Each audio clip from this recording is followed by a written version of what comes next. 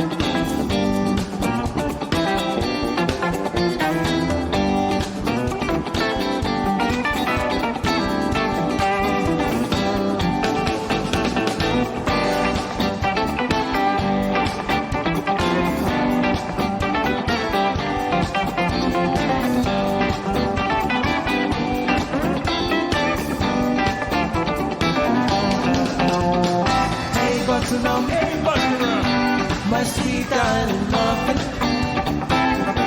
Come on with me now. Hey, buttercup. Hey, buttercup. My sweet darling muffin. Darling, to run, then leave me with nothing but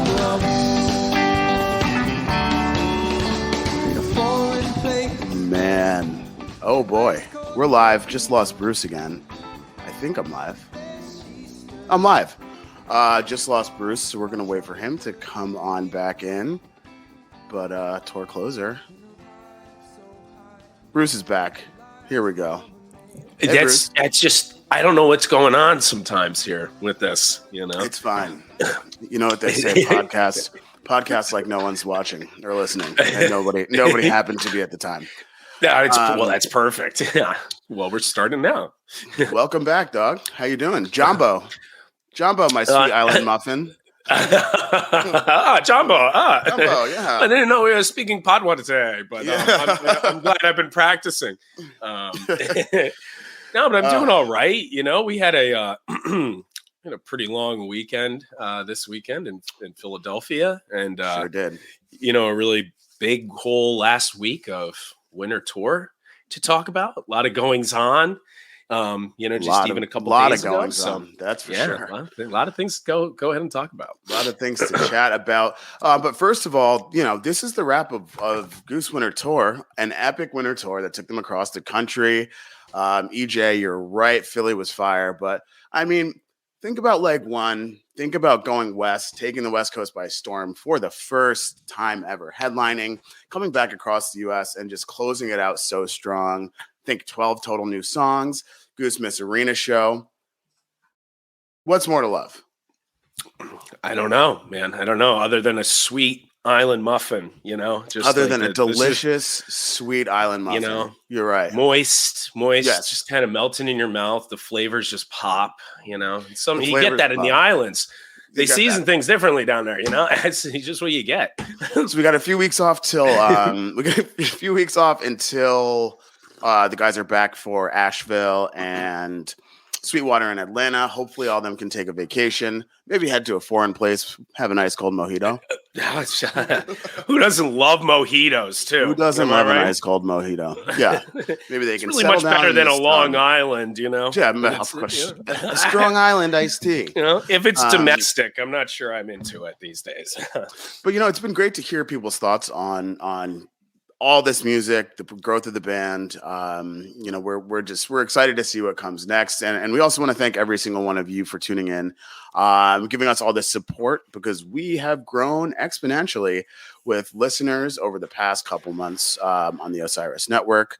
So I think I've even grown a few inches from the CBD oil, to be honest. CBD oil, that's for sure. I'm not sure if there's just testosterone or HGH in there or something, but that's it. I'm feeling good. Yeah, that stuff's helped. Maybe it's the Sunset Skechers. The arch fits give you an extra inch or two, but not that I'm concerned about my height, you know. But, Sunset Lake CBD.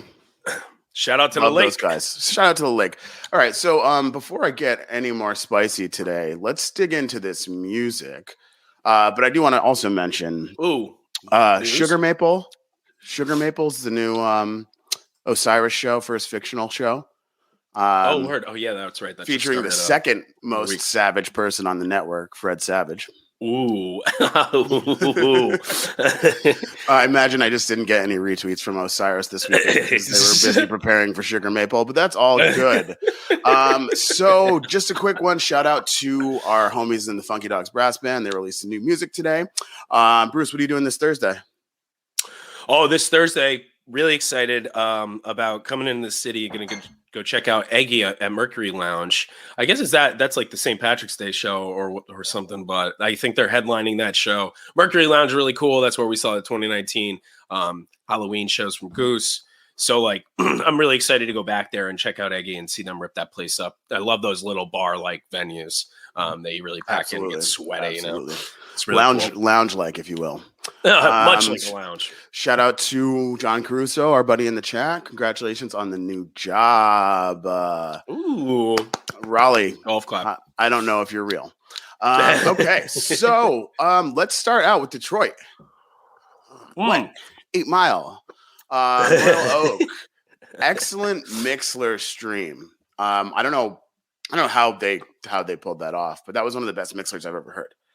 No, the Mixler was fantastic. And that was another night where a lot of fans were scrambling, posted on the board, just trying to find a stream, no matter who, no matter what. I mean, I don't know if Goose is just trying to fuck with people or what, trying to make this hard for everybody. But it's fun to see the community so hyped up like that. Right. People were peppering every single social media forum that you can, asking for streams, and eventually we found one. And this Tennessee Jed Mixlr was so good.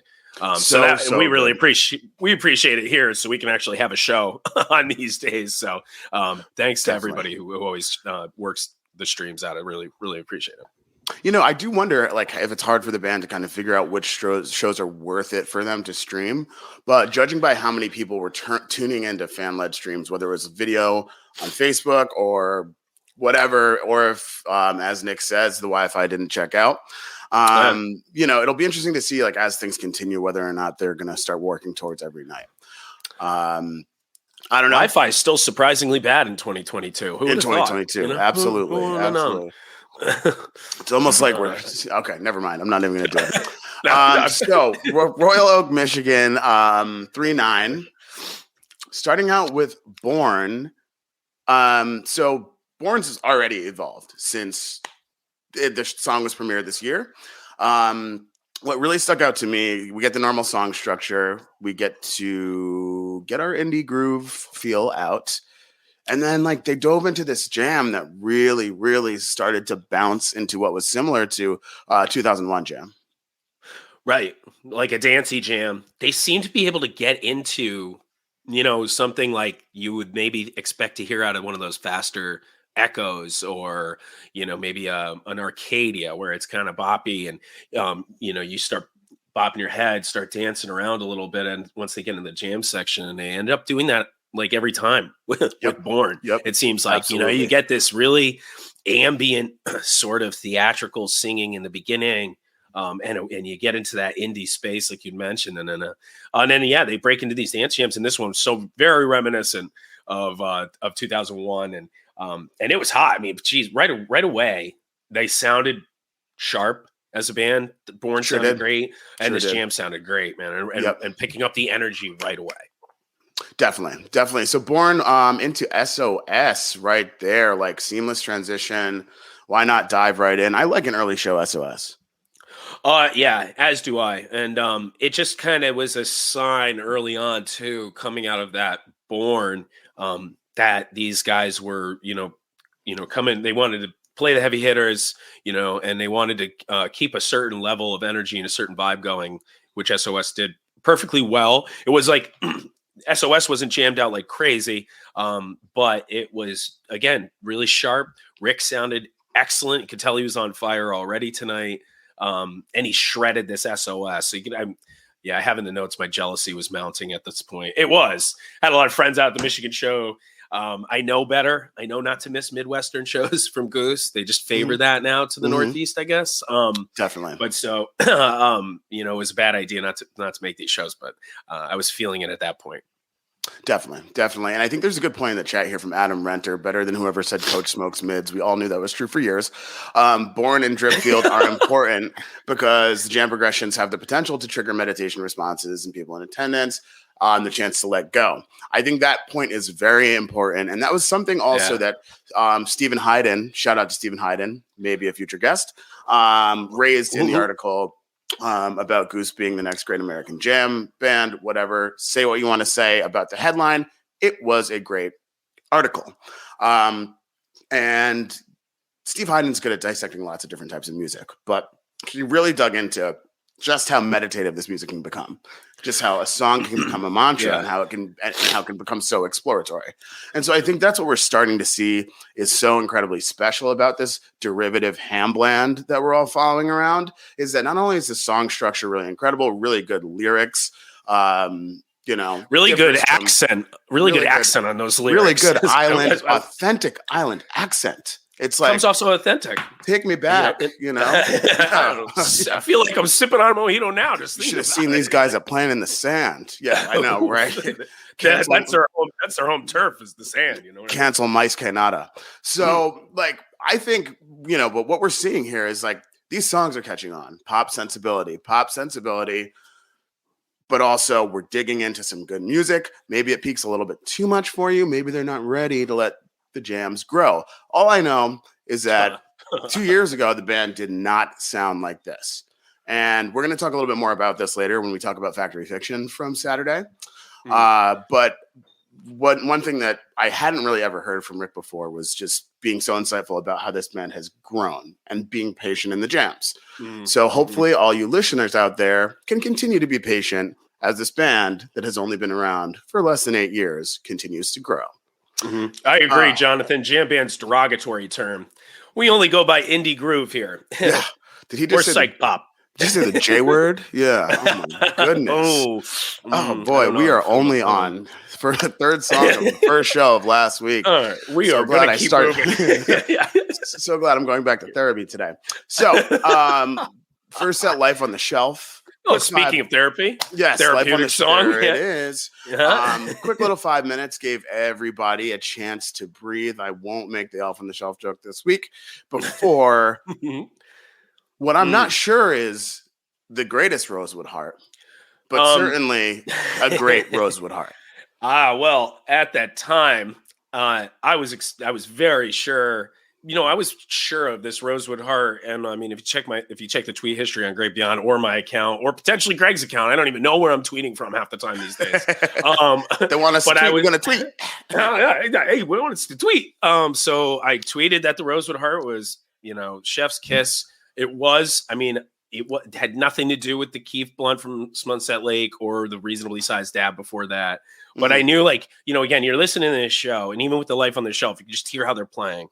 And you can feel the energy. And then they get into Rosewood after Life on the Shelf, which I was like, could be a little slow. But I was like, I feel like they're going to take this one deep. They tend to with Rosewood. So that's not that surprising. But just with the way they were playing, I was definitely actually very excited and interested in hearing what this Rosewood was going to sound like. And I swear to God, I thought they were wrapping it up 2 or 3 times during the Rosewood. Me too. And that was how good kind of the jams were flowing. And I thought they'd gotten into a segment that was going to conclude their jamming on that. And then they just found another segment and they found another riff or another theme and kept going. And all of them were quality. This is what's good when they have good long jams, like the 10, 25, 19, Wilkes-Barre, All I Need, is that every section of that is really good in and of itself. And then they flow together well. And that's what was happening with this Rosewood. I didn't even realize how long it was either. Right. Somewhere like 36 or 38 minutes or something like that. Yes, you were just too busy tweeting I'm high as a kite from the account. Oh, dude, I was super high. The dab was definitely really big. And so it was just perfect too, because I was like, yes, I knew they were going to go big. That's why I went big. I love it when a plan works out. But so, they really crushed that. Then they got into those echo teases in that. I think, like Noah was saying, I still think it was the best Rosewood. I don't know. I feel like that Rosewood from South Farms is really good and long and beautiful in a lot of ways. This one keeps, I think, many different themes that are a little bit more energized than that. And that's kind of why, personally, I love it. Definitely. And like, I would have thought that's the end of first set right there, but why not treat us to 12 Seriously. minutes and 45 seconds of Jeff Engborg? Oh, dude, when they played Jeff Engborg, I was like pretty pissed. I mean, I can see I'm starting to write notes in capital letters in our notes. Forgot about that. So yeah, and all in Jeff Engborg, I'm just officially angry. Ugh, this Engborg is so good. Very angry. So mad I needed to smoke more CBD. So that was those are my notes for the Engborg. Excellent. All true. Bruce's general human response to positive stimuli is anger. Really perplexing. Come catch a show with us sometime. But this Jeff Engborg was fire. I mean, I think that was the third one of this winter thus far. And obviously throwback great blue track. God, love when I get a push notification for Credit Karma mid-stream. Jeez. That was good though. 2 thumbs up. So gonna get a 20-point boost, Greg. That's it. Experian is all I truly know. So fire Jeff to finish it off. Stay tuned for Jeff Engborg Part 2, hopefully coming back or coming out this summer. There is a Part 2 that does exist. I got to see Jeff at Goose in his Canadian tuxedo. He was talking about it. There he is. There's the guy. Oh, he's in here. All right. Yeah. What's up, Jeff? Not just a jam song, folks. Play every show. I agree. So set break. Bruce got a chance to dab and then dive into a 726, 20 minutes. Yeah. Which again, another one of those jams that you just get into listening, and you know it's long. You just really forget how long ago it started. How long this was running. I did not think. I knew this 726 was longer than normal. But I was surprised also to see after the show that it was like a 20 minute section. Yep. It was really good. So good. This is a bit more blissful, a little bit more of that meditative space. Shout out to Adam for the comment that's helping us through the show, and so that was interesting, but I thought that's a perfect spot for it. It had such a high energy, go, a lot of different themes, a lot of cool stuff you were doing in the first set. Open with a song that everybody really loves as far as a slower song. And then, take your time leading into, a Madhavan. So set Bruce, 2, spot 2 is crazy. I don't even want to say anything about this Madhavan just because I think your write-up of it is just so succinct. Which one? The OMG, about to cry at home at this point, this show, Jesus. Yes, that one. Keep going. Alternate album lyrics 2, F. Okay, and then Madhavan Jam quickly gets weird and spooky. Rick starts pulling them out of that space with a slick little riff. This Madhavan is sick. Absolutely outrageous, rocking up and down outro, absolutely jaw-dropping, just shaking my head here at home. I was just like, because it's for me, and Madhavan had so much energy again, and I mean, and when they're into more rocking form, straight up rock riffs and stuff, it's like that's the kind of goods that I love. And then this show has had it in spades the whole way. Yep. So it's like that was just my certification that this show is just. Definitely going to be a classic Goose show in the sense of how, some of my old favorites, some of my bar favorites have been some of the O'Neill shows, some of the places like the Vivas shows, the Bryac shows, Halloween shows from 2018, and including the ones in July that they did for the first Austin Powers. I know they've done 5 Austin Powers movies now, so you got to try to keep up. But the Halloween shows, they just have this feel throughout the whole show that it's like it's just hitting. Every choice they're making is good, and there's just nonstop energy and vibing going on. And that's how the show was up to this point and all the way through this Madhavan, which was nasty. And straight into Dr. My Eyes. First time in a while, we got a little Jackson Browne in the mix. Yeah. And I mean, this was it's again, just how long these songs were and the places they were taking everybody. Dr. My Eyes was a good way to slow it down a little bit without slowing it down to a crawl. Not something super slow like This Old Sea. Still, though, that second set bumper that I was talking about. Yeah, exactly. And I mean, I think it just all depends on how that set is going already, but it's necessary to an extent. It's just about what choice do you make there, and then how do you utilize that choice. They played a pretty standard Dr. My Eyes, but that was like a good 7.5 minute, reprise, lets the band cool off a little bit, and then And then Yeti, which I did not expect to see that in the last spot on this set. Yeah, but it was of course, just like, appropriating the lifestyle of Himalayan cryptids that like to wear iPods. I know, and people are always trying to invade their privacy. Right. They're just a very private people. That's why you can't seem to find them, Just in 1999, you can get the hell away. So, excellent Yeti. Like, had to do it because that print was amazing. Who did the print? Do you know who did that print? The Yeti print? Yeah. Darren Shock. Darren Shock. On point. That was the gabagool. Excuse me. Really, really good print. I actually kind of wish I got that one.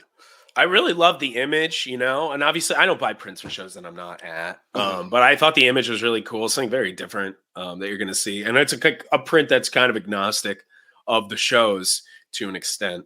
Yes. So, you could potentially purchase something like that if you didn't go. But yeah, cool image. They get some cool images, not always stuff that I would maybe hang myself, but they definitely try to get some different artists and some different images out there for the band rather than just like a Goose every time. Definitely. All right. Any other songs played this show? What was the encore? I don't know if I guess I can mention the name Butter Rum. Oh my God. Just full disclaimer, this is a PG-13 show, Yep. So we do get into some certain themes that not everybody would be comfortable with. Absolutely. Yep. Parental advisory. 151 proof. Yeah. And I feel bad, right? I feel naive because I was one of the people who always said, I like butter rum, and everybody's like, I hate butter rum. And I was like, why, and they're like, oh, duh, dude, now. So now I understand the appropriation from the music. I always loved that extraordinarily heavy accent. Yes, that Rick and Ben tried to put on every word that they sang in this, but now I realize I was wrong in that. Yeah, you should have seen when they used to back in the day before they used to do the shows on video when they'd all wear like the fake dreads. Oh yeah, remember those days? Yeah, I do. They'd come out in really island authentic clothing as well. And really sell the part. And that's how you always knew it was butter rum because they had to get off stage to really get the whole uniform going.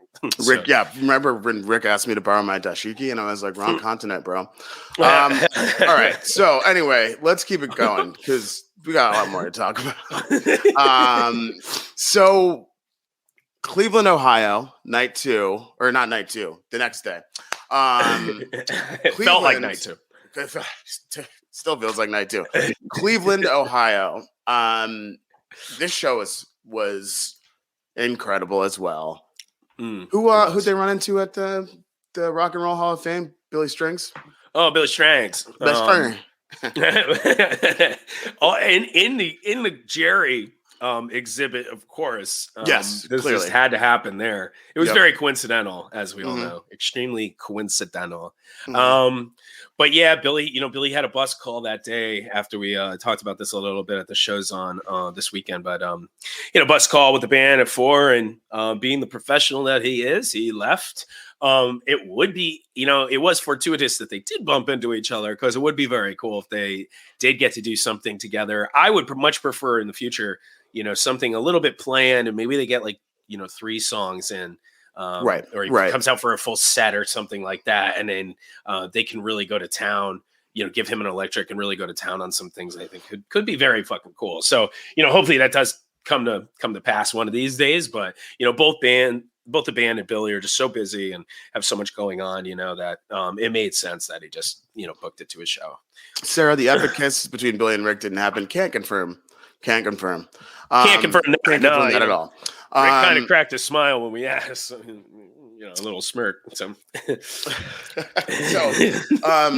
but really though, funny that it was a fortuitous meeting too. None of that was planned, and I think one of the other funny things just in this whole week as a whole is that Friday, Geese the band was playing in Philly, and one of Goose's managers, Matt Kalinsky, and I stopped for a beer, sit down, look at the schedule, at the spot, and Geese is playing that night. So unfortunately, both bands were sound checking at the same time. We were trying to figure out getting both bands together for a Goose Geese photo because why not break the internet again? Oh my God! Who needs a photo with Geese when you got butter rum? So too funny. Can't make this shit up. So show starts pretty strong with the 25-minute tumble. Yeah, dude, and I do want to go back to this note because even though we mentioned it for the other show, dude, I just have to say, and I was talking to some people this past week in Philly about this. There was nothing like the vibe and energy on this Thursday night online on Facebook and on Twitter, dude.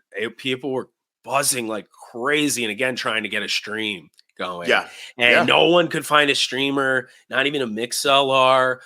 We had a woman in El Goose started to stream, and then like 7 minutes into the tumble had to go to the bathroom, which I was like, that's a good choice because get it out of the way early, you know what's coming.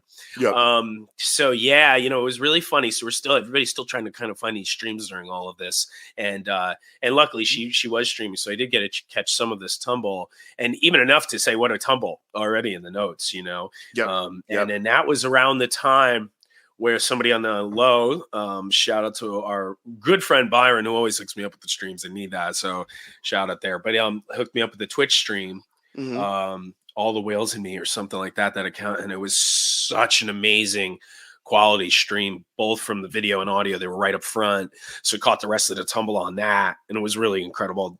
Shout out to them. That was fucking awesome. We'll get into more of that later, but that tumble was wild. Definitely great tumbles, and just like I love a strong start like that out of the gates. Absolutely. Into writing a novel, Father John Misty. better ingredients, better music, Father John. So excellent. Kept it bouncing, kept it going. Into Turn Clouds. So Turn Clouds is also another. It's another like classic song in Goose's catalog. Classic. That's kind of bounced around set lists, and I don't think it's necessarily found its home. It's so funny. There's a certain crew of non-existent internet people that really are begging for a shout out, but Regulators unite. Hot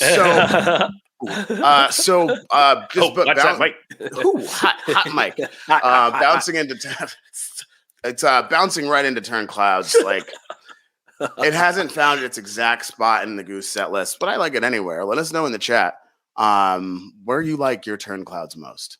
Oh, it's funny. We've talked about that before on this show, and that spot here in this third, like, you know, middle of the first set kind of spot, kind of does work. And, you know, obviously everything's within the context of the show itself, but you could tell already the way the band sounded and the energy that they were playing with, and the energy that they were using within the songs themselves.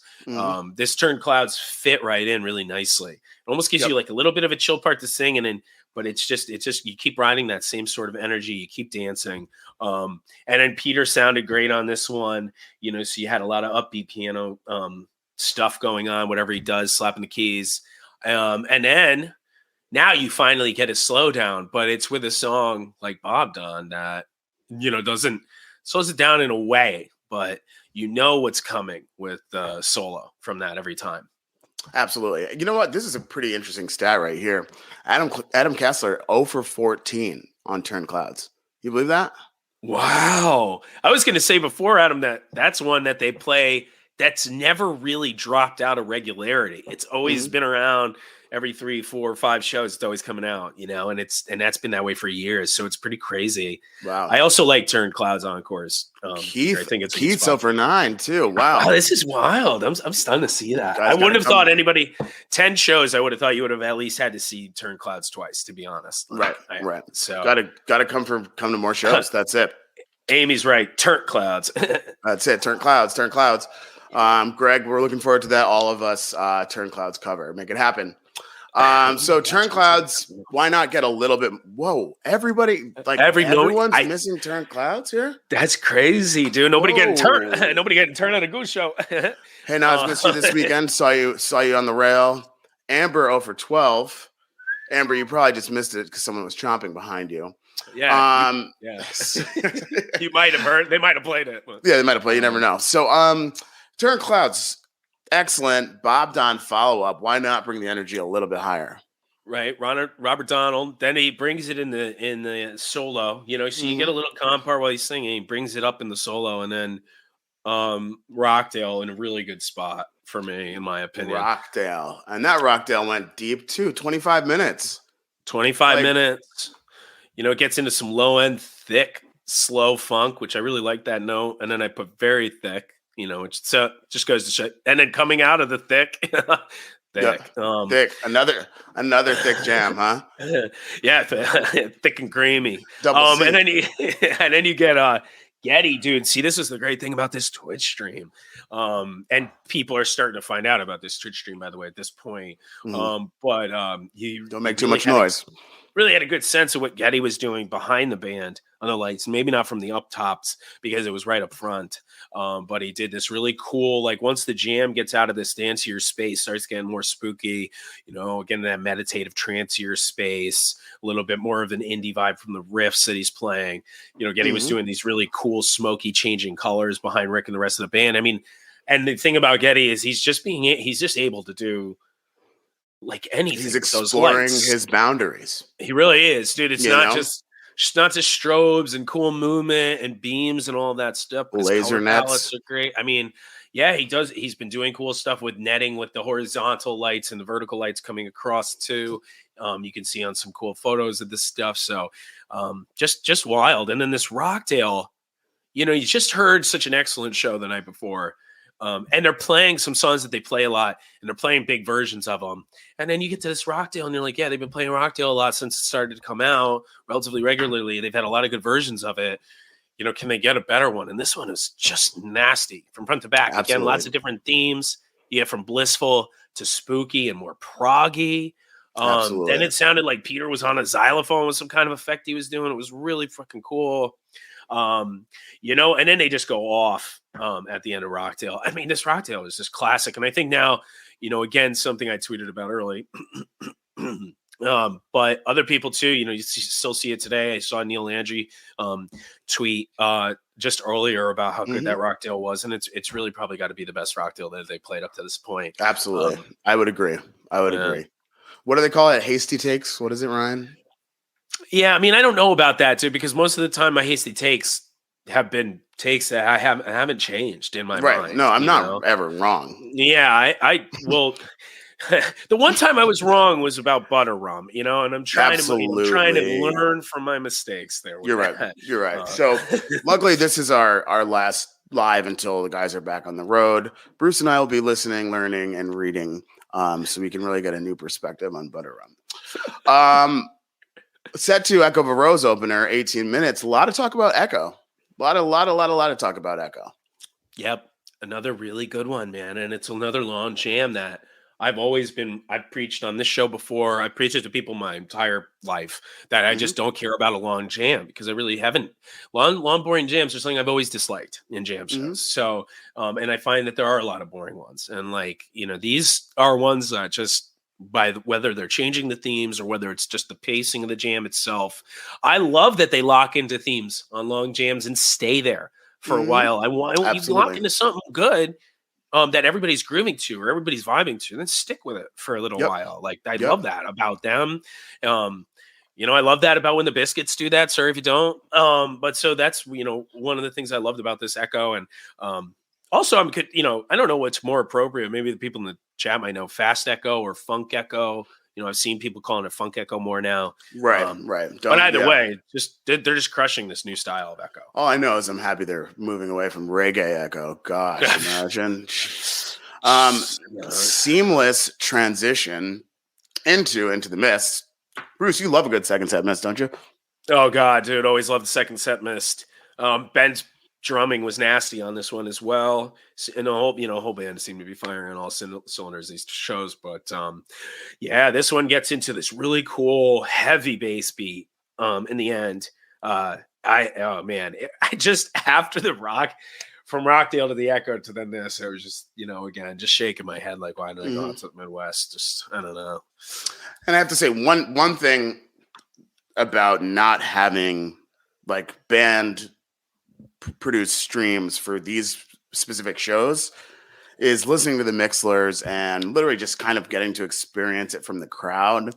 There is a little bit something special. I do like to listen to taper recordings too, because the energy in these rooms was absolutely unmatched. Jesse, as Goose is a Midwest band, we knew that. Bruce and I were flying to Covington, Kentucky in 2018. My parents were like, "What are you doing?" But that's You know? around the time, dude, when it was like, yo, is this Mhm. a Rust Belt band or like Rust Belt Midwest band or band. like what the hell? But that's where they do they do go crazy out there in that area. And Perfectly so it's like, placed Kenny Loggins, you know? Perfectly placed. I feel like there are some like there's some counties and townships that have finally not outlawed dancing anymore once Goose came through town. Really, really good to see. Really good to see. Oh my god, Making a change. So Into the Mist, and then Old Man's Boat. This one went deep too. And they always seem to a song I was like, a little on the fence about when they came out with it, but you couldn't go wrong with the jam section, the improvised section at all. And I just have come around to this song a lot. Like, this is another good way when they put it in a good spot that feels like it just works with the whole vibe that they're bringing for the whole show. And this is like a time to cool people off a little bit in this set. This was well placed, and the guy sounded great. This was another really heavy disco, funky kind of vibe out of the jam. Tons of synth effects, really cool lights, some use me teases. So this is when the jam, they're starting to do these use me teases, and I'm like, okay, so that's they're just teasing this. Of course, they're not gonna play this. They're not gonna do that. Yeah, they're not gonna play this. So I took that as a note, and then sure enough, they just start singing it, and I was just the funkiest use me too that I think I've ever heard them play, and it was just nasty. So, a really welcome surprise as well. Last time played Coach's Wedding. Isn't that crazy? That is, man. But Which that's why I just was like, they're never going to play this. Like, it can't be anything more than teases. But yeah, that was a show. Got to use me. Ain't Life Grand. Funny thing about Coach's Wedding, it was on my birthday in 2019. October. Our homie Joey DJ'd. I actually emceed the wedding last minute. We had Matt McNulty and Jeff on upright, McNulty on guitar playing some music while we were during like the hors d'oeuvres and that part of mingling at the wedding. I don't know what it's called. I'm never getting married, but the mingling time. Mingle time, yeah. I don't know what it shows up as on people's like little schedules. That's it. 60 minutes of mingle time. Yep. Mingle time. What also was cool? So we're moving past this Old Man's Boat thing. Hold on, everybody. But the stream. Thank you for mingling. One more time to go back to the stream. I was stunned. There were 1,500 people on this Twitch stream around, like, between Mist and the Old Man's Boat, and like between that whole second set, there was 1,100 to 1,500 people on a free Twitch stream. And that was how good. That's how good this stream was. People were tuning in. It was just like a free regular stream. It was insane. I've never seen anything like that. So use me 10 minutes. Let's go deep. Then Dripfield. Why not? Why not another half-hour jam? What a great way to end a set too. And I was like I wrote, I was a little upset because I was hoping to hear it in Philly. But man, these two shows were just so good. It's just to be expected that they were going to come out with a huge closer here for this. And Dripfield just slaps. I think a lot of people in our friend groups and a lot of people agree this might be one of the best new songs that they've released out of a lot of great new songs. So I can't wait to continue to hear this throughout the year. Sounds like Joey's spinning tonight with Residual Groove. So on. Check him out at Dunville's in Westport, probably Tuesday. Hell yeah. Grab yourself a slice of Naughty Dolphin pizza on the way. All right, so Dripfield, lit, and then a little bit of Devo, or encore, right before Jive Lee, featuring a very, very special guest. Yeah, that was so good. I mean, it's like at that point, I was pretty confident he wasn't there. I mean, I had been pretty confident that he even if they were there or stayed there, that he might not hop in for a song. But it's felt like it could happen, and they definitely felt the need to troll the fans here with this one a little bit. And I thought it was hysterical. But yeah, get Coach to come out on the rain stick for "Whip It" of all songs. And, right. Basically, Goose's version of Rick rolling people. And then Rich rolling. Rich rolling. And And then Jive Lee. Yeah, good way to end the show. Fuck it. High energy again. Soul show. These whole two shows just kept the vibe going, leading right into the Fillmore in Philadelphia to close out the run. So let's take it to Philly. Let's do this. Yeah. Let's do this. Motown, Philly, back again. Boys to Men, if you don't know. So the Fillmore was an incredible weekend. So good to see so many of all of you out there. It's pretty crazy to see just how many press requests, ticket requests, we got for these last two shows, because the past 2 weeks have been some of the best music Goose has ever played. And people, like, these rooms were packed to the brim.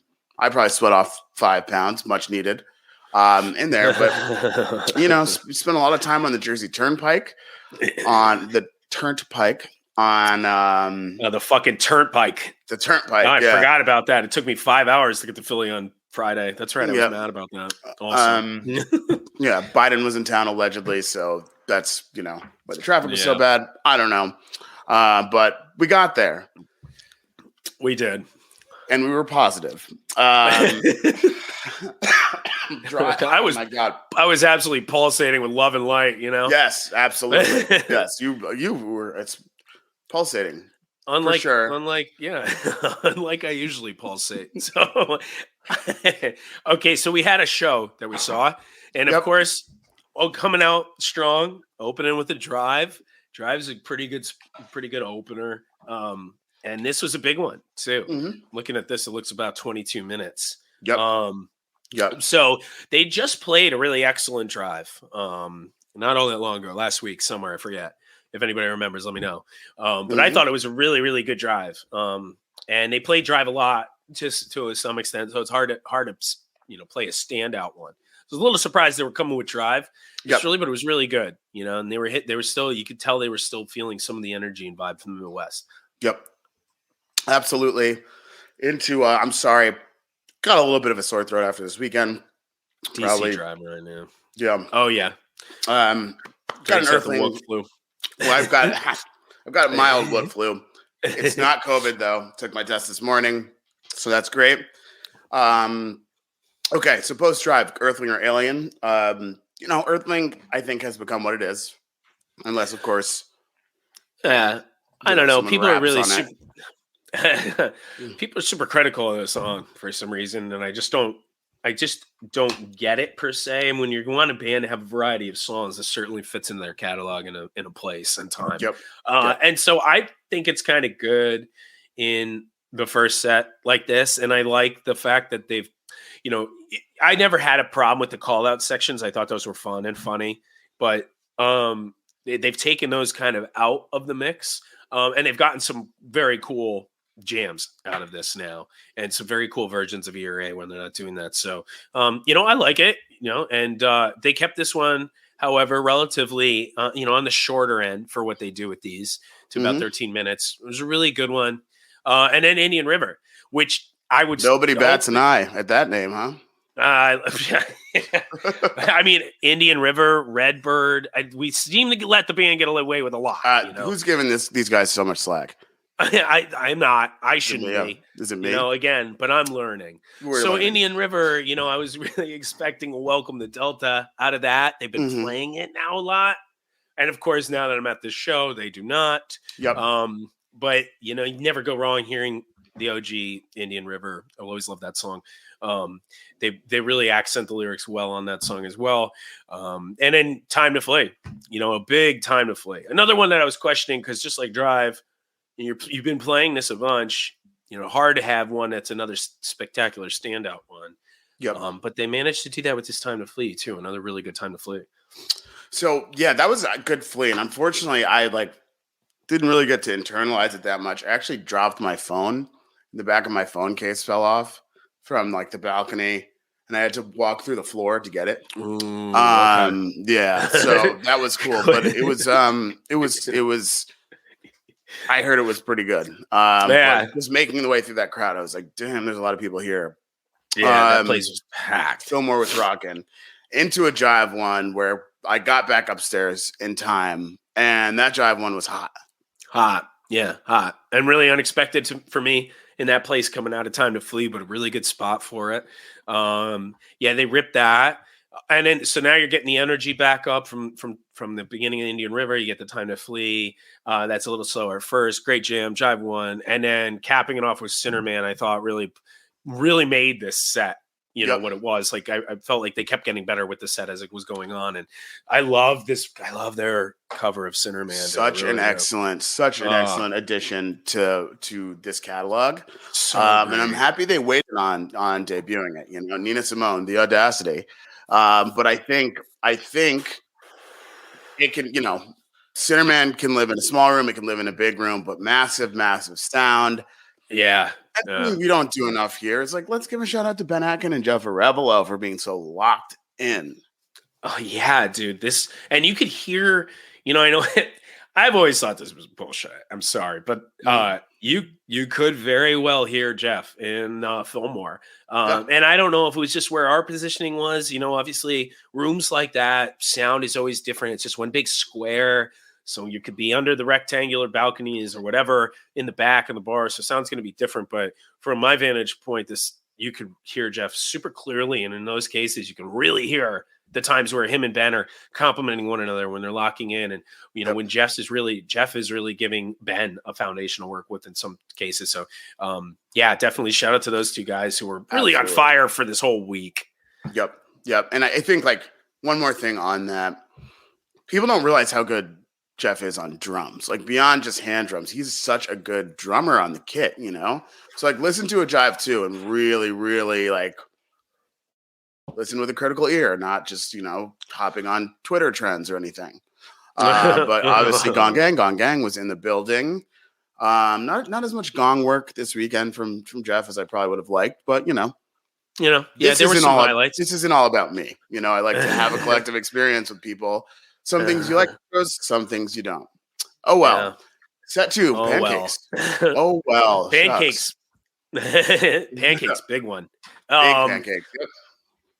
Another pancakes that, you know, I really like, which doesn't usually happen to me, but I definitely had forgotten what song they even opened with. And by the time I was actually thinking about it, they led back into that closing riff of pancakes, and I recall. But that's just how, you know, it's new. It's not something that's just totally locked in my mind now. So I was like, wow, where did they even come from with this jam? I don't know if it's my favorite pancakes that I've listened to so far. I've only played it however many times. There's been so many good ones, though. But they've had so many good ones. Something about this one I do recall really personally at the time liking quite a bit. So I'd have to go re-listen. But I really love this pancakes, and a great way to start second set. Yeah, for sure. All right, so Slow Ready into Moby. Yeah, I'm not gonna lie. I stepped backstage and watched a little bit of the UConn game. Oh well, dude. So this was a great segment from Slow Ready into Moby, and also it wasn't so ready. So you know, it was what I missed. Fair. It's totally fair, but yeah, what you missed was hot, and they would just they just were going big with the sound in the second set. I felt like the first set, personally, at the time, was a little bit of a standard set, had some highlights. But, you could tell they were kind of kicking it up a notch for set 2. And then so people have mixed feelings about this. We haven't heard it in a while. Then they get into Ghostbusters rap, which really kind of shifts the energy a little bit, set 2. Oh, yeah. Right. And it's an upbeat song. Yeah, it's upbeat. And they rap on it, which what again, made them think what I don't want to get into that they could rap on it like that, somebody needs to talk to them about optics a little. Absolutely. Yeah. But again, I'm a fan of it. I find myself to be very close to rap culture. So I liked it, and I love the energy that it brings. Yeah. Tell me more, Bruce. Yeah.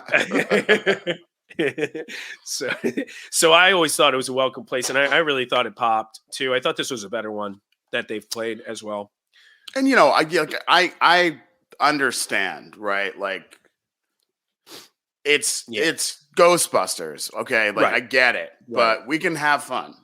Yeah. right? That's one of the things that people don't seem to like is that when the band has fun, any Right. fun. And we've always had fun. Like at bars and Right. shit, we always have had jokes about Yep. songs and stuff. I mean, it's fun. It's not Right. always meant to be, something perfectly executed every single time. It's just meant to be fun. And they try different stuff, which is fun. Keep you on your toes. I was very surprised to hear Ghostbusters rap. So, that's kind of what I like, then it's Right. a fun, welcome surprise rather than saying, I could do without it. So I get it too. And like you said, it's Ghostbusters, but I think like they did 2019, they probably played it too much. Like, yeah, imagine going to a show and hearing like Ghostbusters rap and hot, hot, hot. That used to happen. Too many jokes, maybe. Yeah, there. yeah. So a little bit too much fun there, but like, come on, have a little fun. Everyone's capable of smiling here and there. All right. And the fun stops, and we get the fun stops with the rise. There, there, everyone. There, now over. we're painting a beautiful indie picture again. There it is. Yep. But Arise is great too. I was very impressed with this short track. Did not expect it to lead into Hot Take. No, but good move. Good move. The Hot Tea was great. Again, Hot Tea is another one that maybe we get a lot of. At least, Greg and I have gotten it a lot. Sure. But, and I just thought set 2 was a really cool set. And I think they did try to step out of their boundaries a little bit compared to set 1. So I was just happy with it. And I was happy they slayed that Hot Tea. If you're going to play it, crush it. And they did. Right. Sure did. And then Creatures, Shamalama. I'm just going to let Bruce run down his conversation with Rick after the show. Oh, so actually it was Trevor and Rick. So Rick. So sometimes at shows I get a joke in my head that needs to be said to the band immediately if I can get backstage to say it. Get past Sam King, their tour manager, who's trying to block me off. So I do manage to find a way, and I say it to Trevor, but he just looks at me blankly, like I'm an idiot, which I am. And then I'm like, "Where's Rick at?" So I go to this room where Rick's sitting, talking business with DeCiani, their manager, and Baruch's back there looking at his phone, doing business stuff. There's some other people back there. I don't know. They don't matter. And then I come in, and I'm looking at Rick, and he's looking at me. Really, like, kind of almost sexually, but that's another thing that they have a problem with. So, they coming on to me is tough. But I see him, and he's like, "What the fuck are you doing back here?" I'm like, "Well, I had something to say to you, but I guess you don't want to hear my advice." And he said, "Yeah." So I cut through all these people, and I'm like, nobody wants to hear a fucking 10-minute Creatures and like a shamanama, like for 2 minutes, just so you can sing a little bit at the end of Creatures. True story. And yeah, I think he took the advice, and as he would. I'm the one with the podcast, not him. Somebody's got to keep these guys grounded. Yeah, I mean, somebody's got to tell him what's up, And I'm glad I did, because then you could see the benefit of the advice in night 2. In night 2, that's the perfect segue right there.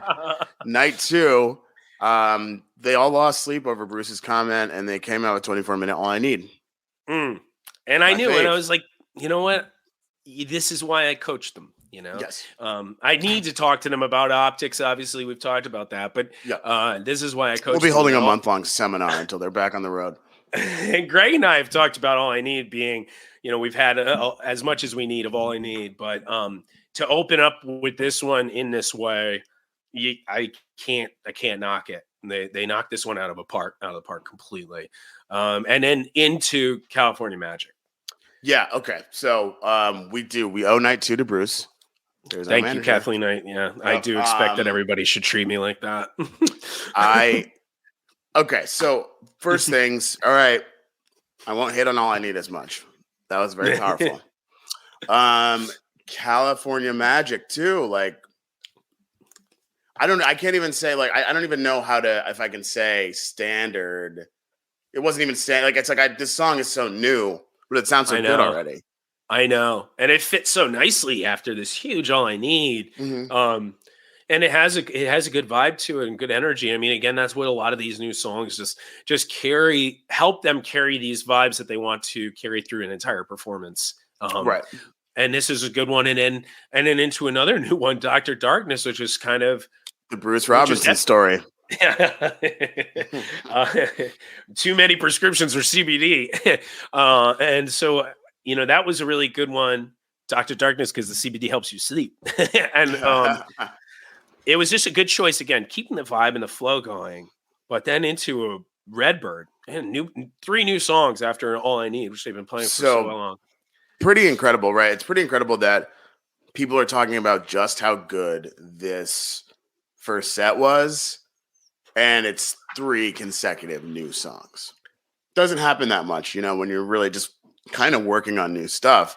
But Redbird, can we say that still? I mean, we don't have any choice now, but I think it's good we're calling attention to it. Yes, okay.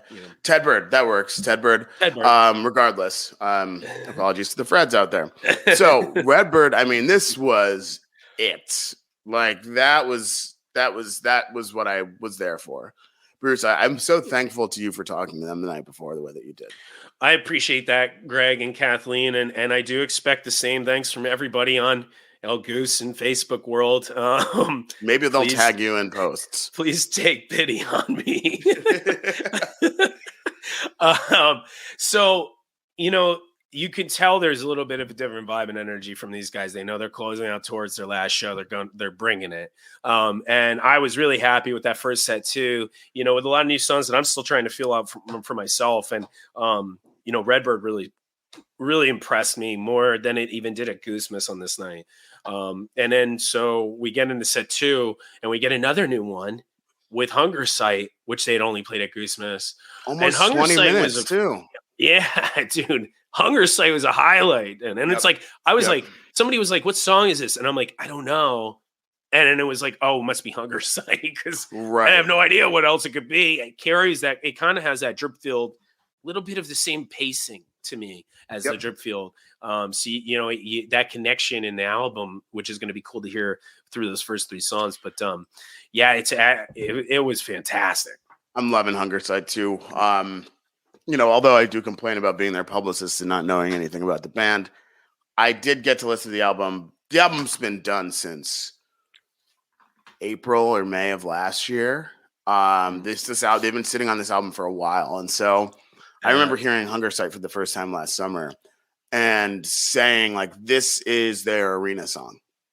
Yeah, it works. Redbird works. Redbird works in an arena too. Silver Rising works in an arena too. Absolutely. Those cool vocal rounds and jams that they get into set such a, again, going back to Adam's comment from before, that meditative, this trancey vibe that you just get locked into, and Hunger Sight, the pacing from Hunger Sight, the pacing from Dripfield get you into a similar space in a different way. And it's just like that. I think just about all this works in an arena, unless of course you show up with a bad attitude. Please forgive me. What'd you think? 10 minutes? 10 minutes. I love it. I love this song. I love this album. Back in the day when I was in high school, I played this album out a lot in my car. And, so there's just a ton of good songs in this album, White Liner. And, but Please Forgive Me is a great one. And it's such an interesting cover for a band, that's in the jam scene. I will hesitate to call them a jam band. Which is very nasty. Watch your mouth. Indie groove folk pop. Yeah. Please Forgive Me was really nice, dude. I just love this song, so they can't go wrong with this one in my mind. Absolutely. This Arcadia, ooh-wee. Yeah, this set, dude. This set is just already so ridiculous, and another big one, man. And I don't hesitate. They have confidence to pull out All I Need and Arcadia and Drive and Madhavan all of the time because they rip the shit out of them. And this Arcadia, not the longest or biggest ever, but extremely good, keeping up this crazy vibe in set 2. And Efficient to See, which is a fan favorite, one of my favorite covers that they do. Mm-hmm. Oh, God, you just can't go wrong with this song. Yeah, Rick had to crack a light beer for that one. It just stops in the middle of Yeah. Like Peter's got it going. I don't need to play right now. It really, really one of the things about Arcadia and this Fish in the Sea, and even really this whole of tour, is just how commanding Trevor's really been. Trevor's like almost playing lead for a lot of these parts. I think I mentioned that last week. Yeah. But also like great to hear Fish in the Sea, first time in a while. Yep. Same for me as well. And so you're just getting heavy hitter after heavy hitter in this set. And I couldn't ask for more. And then, like we had mentioned before with the cool down songs, and I mentioned the bumper. Yeah, there's your bumper in the second set with This Old Sea. Now, I mentioned that other night how Dr. My Eyes kept it going in a little bit more of an energetic fashion than This Old Sea would have potentially. But this set now has been so big up to this point, and you already have an hour of music up to this point. Right.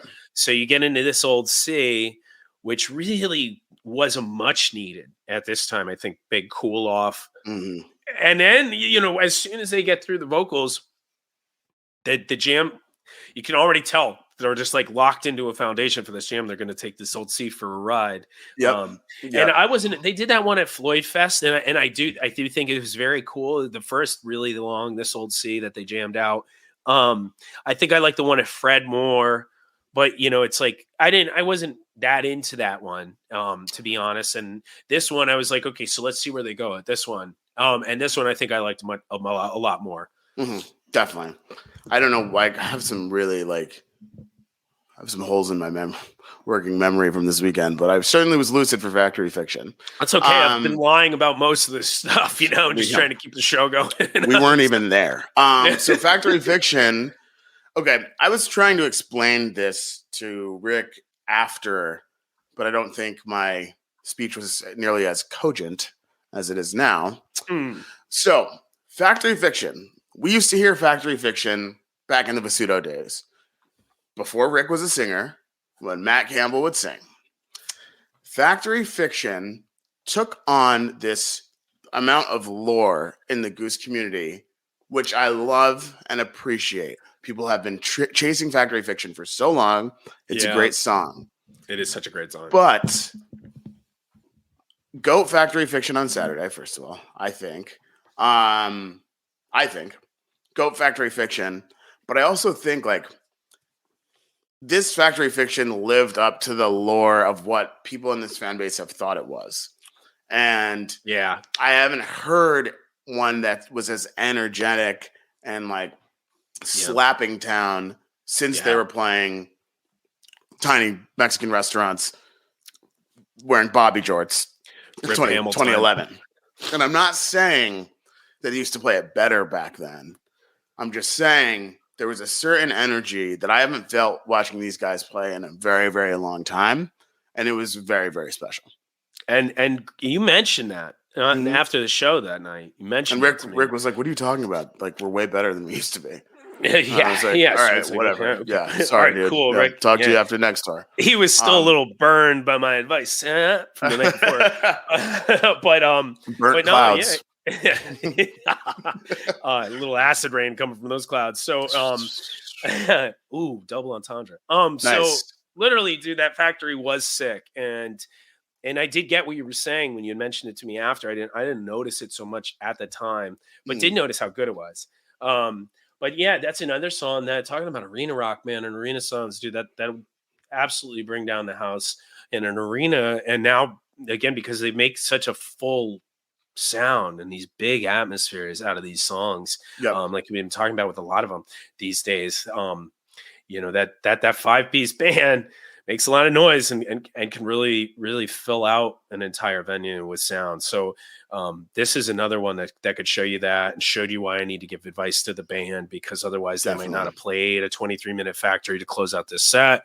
And then otherwise they might not have come out late. I didn't know when they were going to have to stop playing. But coming out late with an Arrow encore, and I was like, they better take it big or I'm going to be backstage. I didn't know if they were even going to be able to encore, because I didn't know. We thought it was a 12:15 cutoff. I thought it was a 12:15 as well. They probably said 15 and gave them till 30, but even so, they went.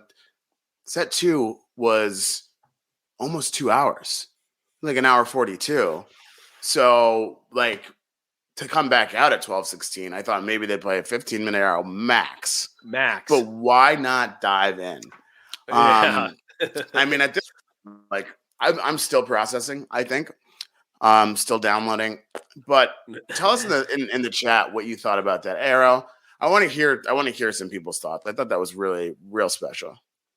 Yeah, he was definitely feeling it on Saturday. Rick was having a blast. Austin.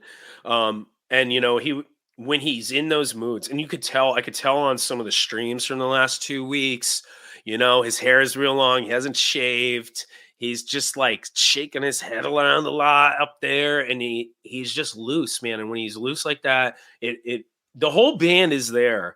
Night after night, the whole band is there and locked and loaded. And I think when Rick is really feeling his best, there's no limit to what they can do in a show, and the shows are always fire. When they're like that. That arrow's great. Rick being more animated, yeah. I mean, his animation is not much, Right, exactly. But you can tell. Right. You can tell. Right. Yeah. Oh, look at him move. Look at it. So, yeah, it wiped out after that second set. It was a long second set for sure. So that's it then, huh? That's Winter Tour? I guess that's it, man. What a Winter Tour. The second leg of Winter Tour especially, but the whole Winter Tour was incredible. Just playing different types of music. I think the first leg, you got to really see where they capped it off with Goose. You got to see the heavier indie vibes, get all the flavor from the new songs. They're really pushing themselves to try to play them every show. And then they get a little break, and then they step into the next leg of tour, playing with this higher end energy, a little bit more like classic OG sort of Goose style, and still weaving in all these new songs in different ways, trying different set placement. It's really like, I'm so pumped for summer right now. Absolutely. I mean, I can't wait for this summer. I guess we may as well mention now. This is going to be our last Tuesday for a few weeks until the guys are back on the road. We still have bi-weekly episodes coming out. A whole bunch of dope guests will be on with us, and a lot to talk about, both with the band and their continuous improvement. Also may talk about some other bands that we know and love. Maybe Bruce and I will do a very special episode that digs in strictly to 90s R&B. Who knows? Stay tuned. Anything can really happen on the Great Beyond. Bruce, do we have anything? Do you have anything handy to give away, or should we just give away a pair of tickets to Salvage Station? Oh, I mean, I do have some stuff, but the tickets. I mean, this is our last one for a little while. Let's give away the tickets. Let's do tickets. Hell all right. Yeah. All right. So, trivia question. You're going to answer it in the chat. Don't email us. Answer in the chat. Don't leave yet, Kathy, if you want to win some tickets. I know you're going to hop on that bike and head down to Salvage Station in Asheville. So, better see you down there, Kathy. First time Goose played Resonance, they played 3 sets. One of those sets was a VIP set where they played right before the Disco Biscuits. What was the first song they played that set? Oh, good question. First song they played that set, first time at Resonance. Let me know in the chat too to get to Salvage Station on the line. Tickets are non-transferable. So I guess while people are looking for the answer, we can actually mention, I did see today, Great Blue has, I think, which is Peter's original band, which some of these songs like Yeti was originally played by Great Blue, Doc Brown, Pancakes. So his original band, they're going on tour for, I think, 5 shows, mostly in the Northeast. I think they have a Philly stop. They have a stop in Rochester. I believe a stop in Rhode Island. So definitely be on the lookout for those dates. I think they just posted them today. And check out his original band too. Just get a different feel for the sound and just where some of that stuff comes from. Ought to be cool. Boom. Got a winner too. Oh, word. All right. Keith Martier, congratulations. No rain, baby. 2 tickets to Salvage Station. For all of you who guessed Creatures, good guess. But that was their late night set in 2019 at Resonance after a very loud intro from Matt Kalinsky. Little extended intro on that Creature. That was great. But the reason why they played No Rain is because their set was delayed due to rain at Resonance 18, second of 3. Keith Martier. Love you, man. Congrats. Congrats, Keith. Tickets. So nice dig in, read the Steve Hyden article. Check out our boy Sal DiGioia dropped an article the same day, 4,000 words on Goose. He worked on it for what felt like a year. Skip that church. Well, check out Sal's magazine. Again, a huge thank you to each one of my Sweet Island Muffins here for tuning in. We're excited to see where this takes us next. So, Bruce. I would just say for everybody, watch your phrasing, okay? Try to be mindful of that. Try to be mindful. So, until next time, hop on a ride with us on the pathway to the great beyond. Thanks, everybody.